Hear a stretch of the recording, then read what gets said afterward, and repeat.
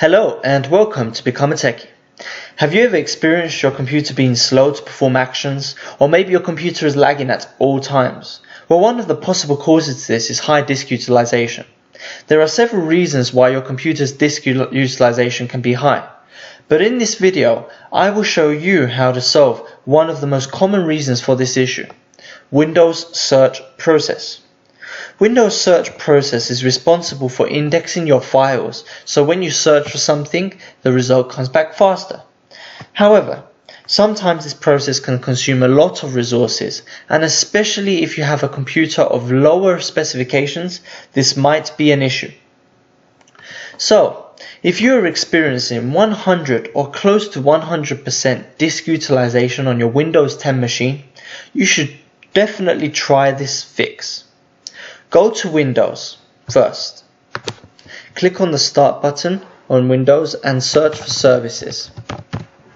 Then you want to go into Services. You will see a list of the services. You want to scroll down, which is in alphabetical order, to W, and look for Windows Search. You want to click onto it. You want to right click. You want to go to Properties. Then you want to change it from automatic to disabled and OK.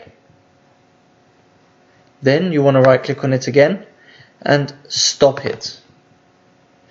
As you can see, my one has already been stopped, but if your one is not stopped and it is started, then your stop option will be available either here or on the panel, side panel here, and you can just simply click on the stop option that you see.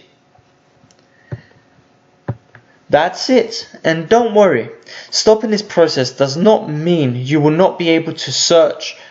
It just might be not as fast, but if it makes your computer faster and solves your high disk utilization issue, I think it is definitely worth it. Thanks for watching. Please leave a comment below if this video has helped you, and for the full tutorial including other possible causes to high disk utilization, click the link in the description below.